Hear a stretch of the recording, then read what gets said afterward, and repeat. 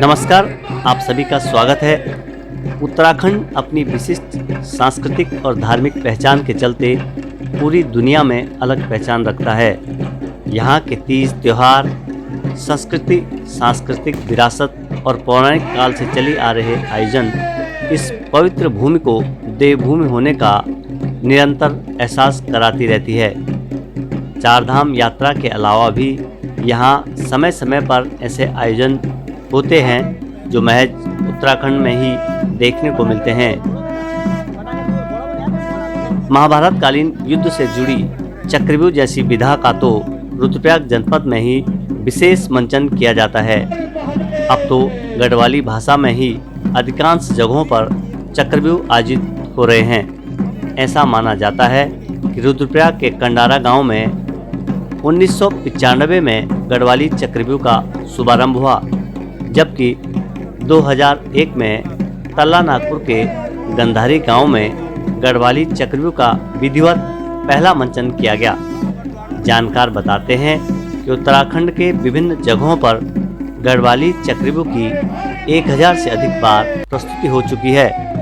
रुद्रप्रयाग के करीब 60 गांवों में इसका आयोजन किया जाता है। जनप्रतिनिधियों का कहना है कि जिस तरह चक्रव्यूह के भेदन में 16 वर्षीय बालक अभिमन्यु ने वीरता और पराक्रम दिखाया, उससे हमारे नौजवानों को भी एक सीख मिलती है। यह अतुलनीय, अकल्पनीय घटना है जिसमें 16 वर्षीय बालक अभिमन्यु ने चक्रव्यूह के 6 द्वार का भेदन किया और 7वें द्वार पर उनकी धर्म विरुद्ध युद्ध में मौत कर दी गई। सर, चक्रव्यूह का बहुत सारी जगहों पर मंचन होता है, तो चक्रव्यूह का विशेष मंचन क्यों होता है और क्या इसका महत्व है? देखिए, कौरव और पांडवों के बीच में कुरुक्षेत्र का जो 18 दिन का युद्ध हुआ, प्रत्येक दिन एक एक व्यूह की उसमें रचना हुई और अर्जुन की अनुपस्थिति में जो गुरु द्रोणाचार्य ने चक्रव्यूह की रचना की, उसमें क्योंकि जो अभिमन्यु हैं वो बहुत ही अल्प आयु उनकी है, 16 वर्ष की उनकी आयु है, और 16 वर्ष के एक बालक ने किस तरह से अपने पराक्रम का प्रदर्शन किया, किस तरह से भयमुक्त होकर के वो जानते थे, इस बात को बहुत अच्छी तरह से जानते थे कि दूसरी तरफ बहुत ही विकट कौरव सेना है, गुरु द्रोणाचार्य हैं और चक्रव्यूह के भेदने की पूरी कला भी उनको ज्ञात नहीं थी। कहते हैं कि गर्भस्थ शिशु के रूप में उन्होंने अपने पिता से 6 द्वारों को तोड़ने की जो है कला सीखी थी, लेकिन माता के निद्रामग्न होने के कारण पूरी जानकारी वो हासिल नहीं कर पाए। तो ऐसी कुछ चीज़ें हैं जिनको लेकर के लोगों के मन में चक्रव्यूह को लेकर के विशेष रूप से एक कौतूहल रहता है। और हमारे इस केदार वैली में कई तरह की विधाएं जो हैं वो नई नई विधाएं जन्म ले रही हैं। गढ़वाली में भी चक्रव्यूह का आयोजन हमारे बहुत सारे ऐसे संस्थाएं हैं जो कर रहे हैं। ख़ास तौर पे डॉक्टर राकेश भट्ट जो कि एक उत्तराखंड की संस्कृति को आगे बढ़ाने में अपना बहुत बड़ा योगदान दे रहे हैं, उनके द्वारा जो है गढ़वाली चक्रव्यूह का भी मंचन अदा किया जाता रहा है। तो ये मैं समझता हूँ कि क्योंकि उत्तराखंड के लोग विशेष रूप से सनातन धर्मावलंबी हैं और महाभारत और रामायण में उनकी विशेष रुचि और आस्था रही है। उसी का परिणाम है कि ये आयोजन बड़ी तादाद में यहाँ पे किए जाते हैं।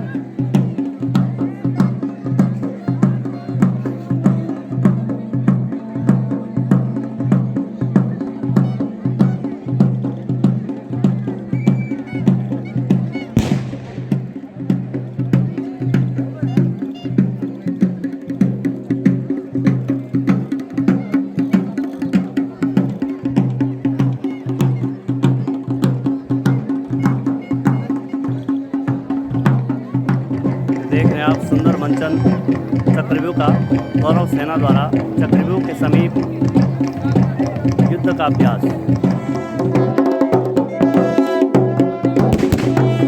चक्रव्यूह के आयोजन पर क्या कहते हैं जानकार, सुनते हैं उनकी राय।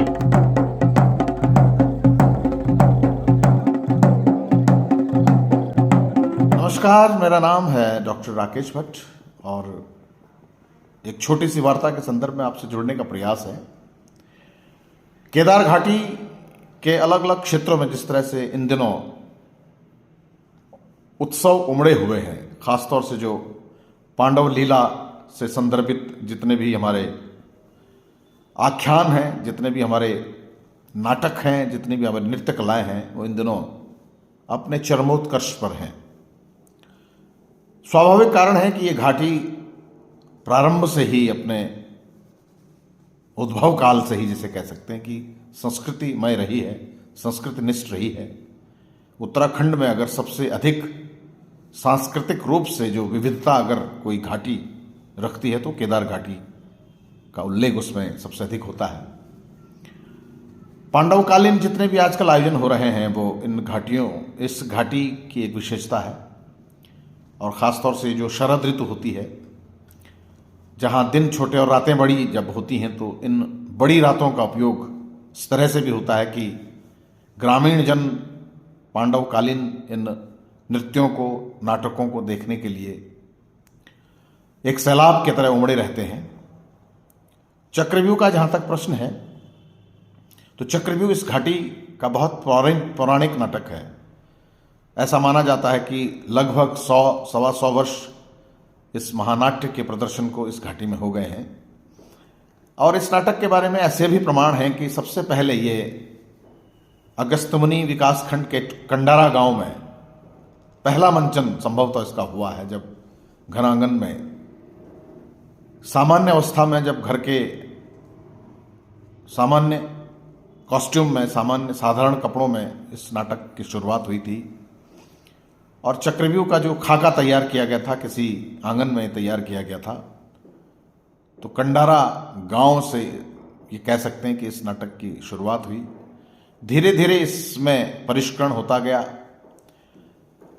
इसके लेखों, इसके आलेखों का संग्रहण किया गया। और तत्कालीन समय के जितने हमारे रंगकर्मी रहे होंगे, उन्होंने इस आलेख को अलग अलग रूपों में हिंदी के स्वरूप में इसका विकास किया। और हिंदी शैली में ये पारंपरिक रूप से हमारी घाटी में होता आया है।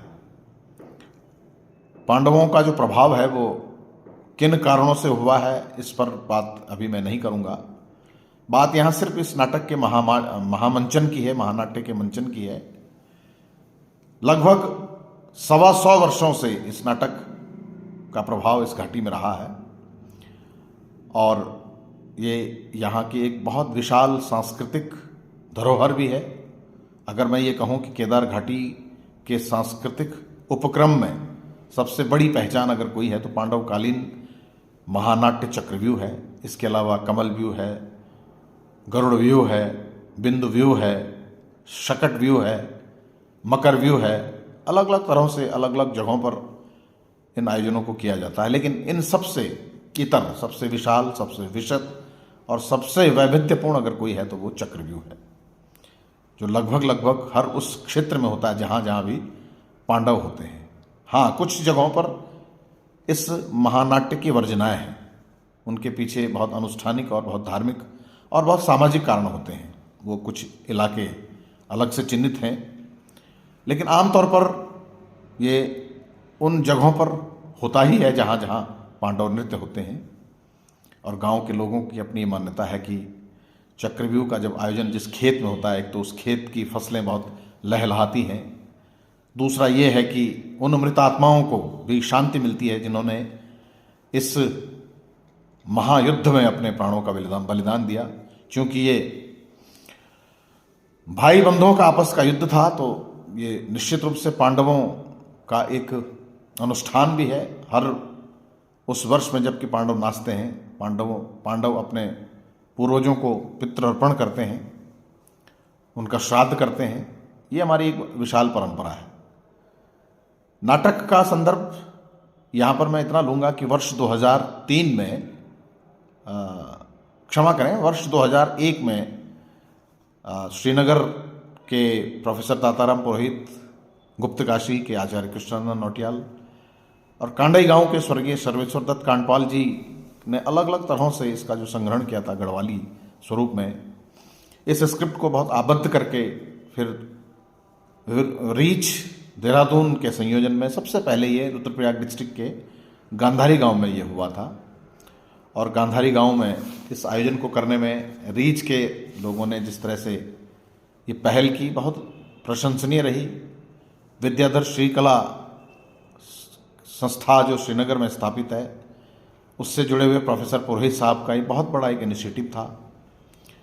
और आचार्य कृष्णानंद नौटियाल की अपनी जो इसमें बहुत महत्वपूर्ण भूमिका ये है कि उन्होंने प्रारंभ किया था 1995 में, एक कल्पना बुनी थी कि इस तरह से अपनी बोली भाषा में ये चक्रव्यूह हो। और फिर सर्वेश्वर दत्त कांडपाल जी और पुरोहित साहब ने और तमाम सब लोगों ने मिलकर के बहुत बड़ा इसमें योगदान ये दिया कि एक अच्छी स्क्रिप्ट इसकी निकल आई। और 2001 से और अब तक हम लगातार इस अपनी बोली भाषा में इसको करते आए हैं। इसमें अंतर इतना है कि ये गढ़वाली बोली है, गढ़वाली शैली है, गढ़वाली पहनावा है। जिस तरह से पांडव अपने चौक में, अपने आंगन में, अपने गढ़वाली परिवेश में, अपने कॉस्ट्यूम में इसका नृत्य करते हैं, उसी तरह से हमने इस चक्रव्यूह को उसी शैली में रखा है ताकि दर्शकों में तादाद में बना रहे, ताकि हमारे जितने भी कलाकार हैं वो दर्शकों के बीच एक तादाद में बना सकें। तो ये इसकी एक अपनी मौलिक रचना है, इसकी अपनी एक मौलिकता है और हम ये चाहते हैं कि इसी मौलिकता के साथ में ये आगे बढ़े, ये चक्रव्यूह आगे बढ़े। और बहुत सी जगहों पर इसके शोज़ हुए हैं, बहुत सी जगहों पर मंचन हुए हैं और हमें खुशी है इस बात की कि लगातार इसकी भी आज भी इसकी मांग होती रहती है। जहाँ जहाँ भी हम इसे करते हैं लोग इससे सीधा जुड़ पाते हैं, इससे सीधा जुड़ाव अपना महसूस करते हैं, इसलिए कि अपनी बोली में है, अपनी भाषा में है। और मुझे उम्मीद है कि आने वाले वर्षों में धीरे धीरे सभी जगहों जहाँ जहाँ भी ये हिंदी में ये स्क्रिप्ट एडॉप्ट लोगों ने की है, वहाँ वहाँ इस स्क्रिप्ट को एडॉप्ट करेंगे और अपनी बोली भाषा के संरक्षण में, अपनी संस्कृति के संवर्धन में इसका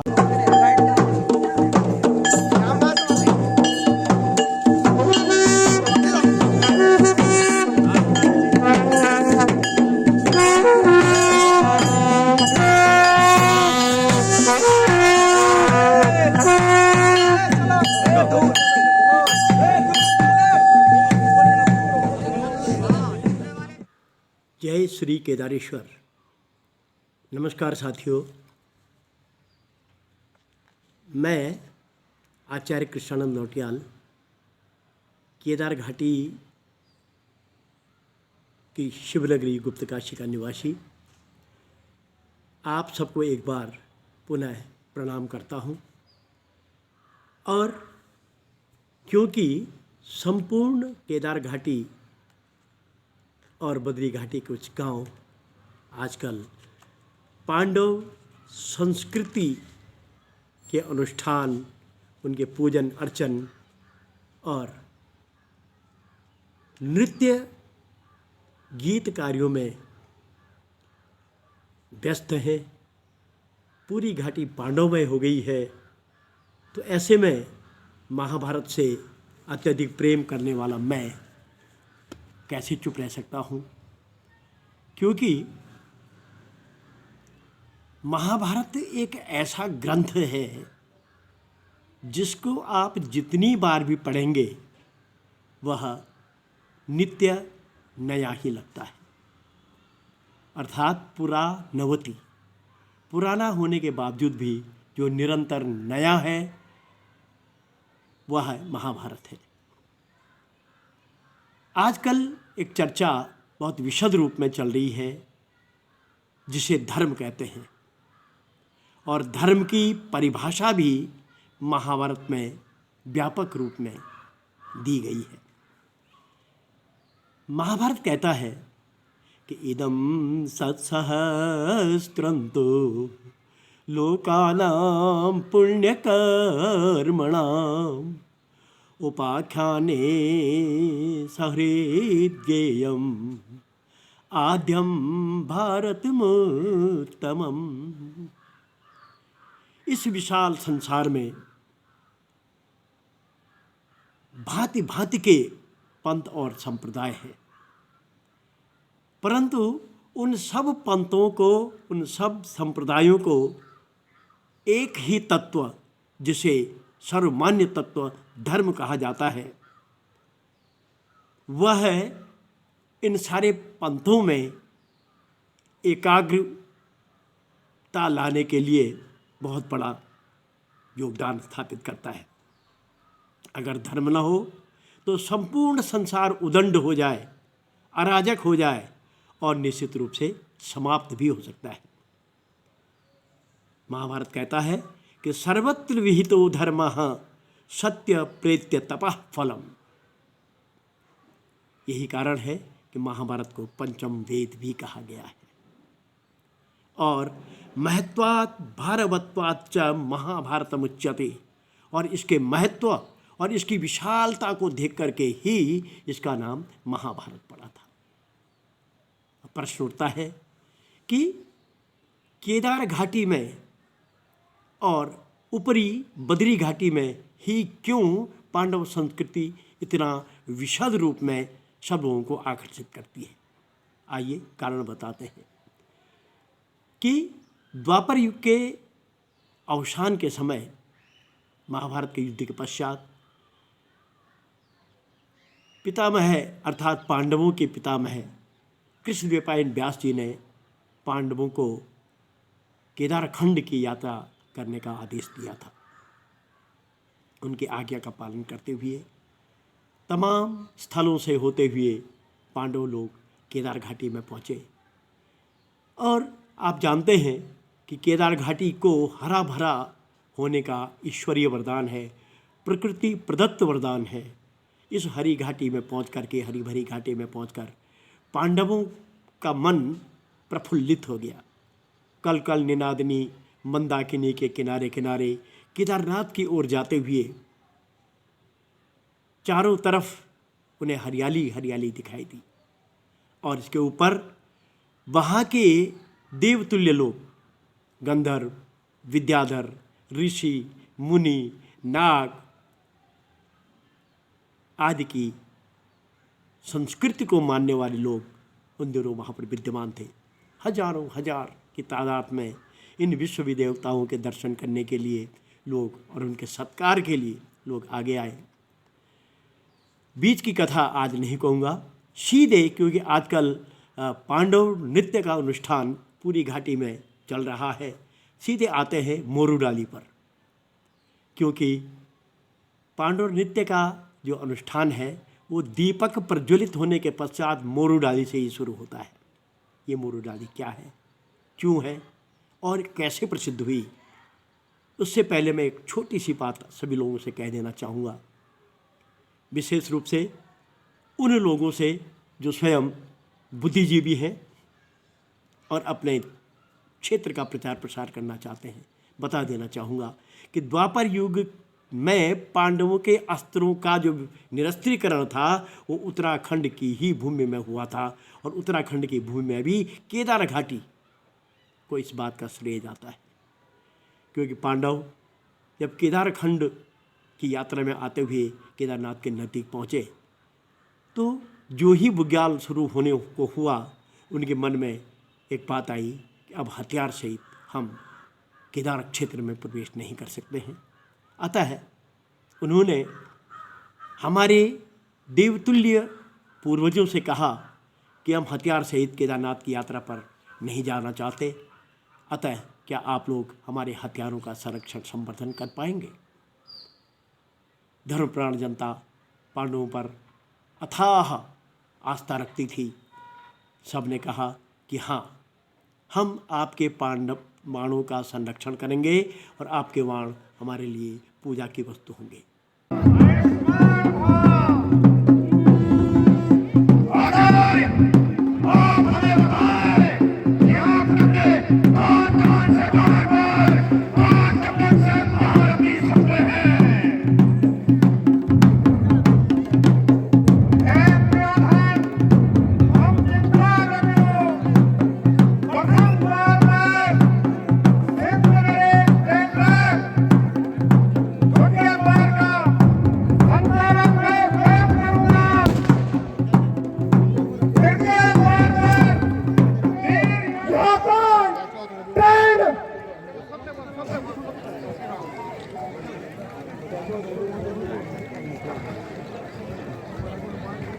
हे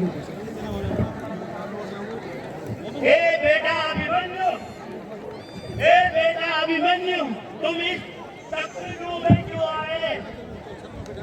धिक्कार है युधिष्ठिर भीम पर सड़े के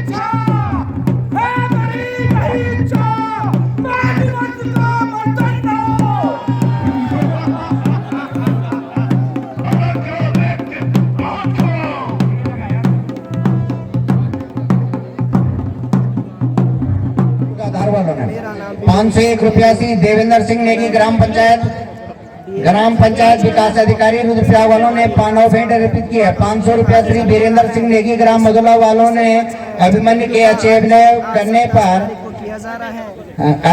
पर प्रदान किया है। ₹101 संजय कोहली वालों ने पांडव भेंट अर्पित की है। ₹101 रूपचंद ग्राम कोहली वालों ने पांडव भेंट अर्पित की है। 16 वर्षीय बालक था जो वीर गति को प्राप्त हो गया था चक्रव्यूह में, उसी का किरदार में कर ₹20 आदित्य कलना वालों ने पांडव भेंट अर्पित किया। ₹20 मनोज कुमार धारकोट, ₹20 अमरजीत रतोड़ा, ₹20 विराट धारकोट, ₹100 सुधा नेगी भंडारी कोटाल सेन, ₹100 शहीद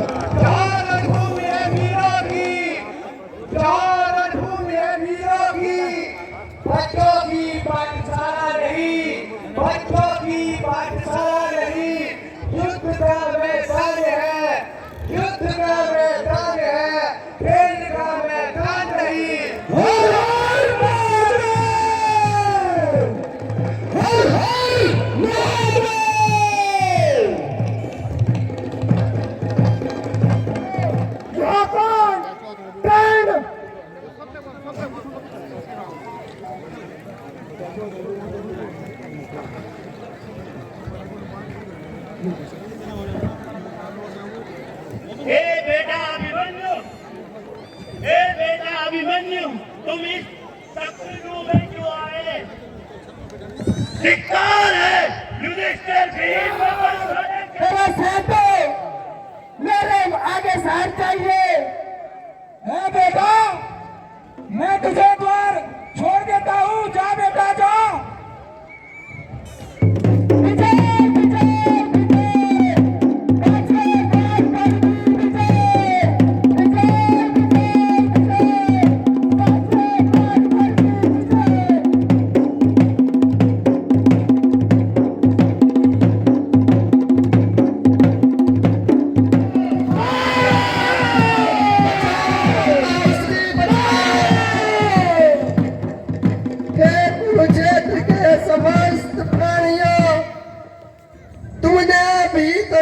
घोर अन्याय देखा है, इसका वर्णन जरूर मेरे मामा से करना। इसका वर्णन जरूर मेरे मामा श्री कृष्ण से करना।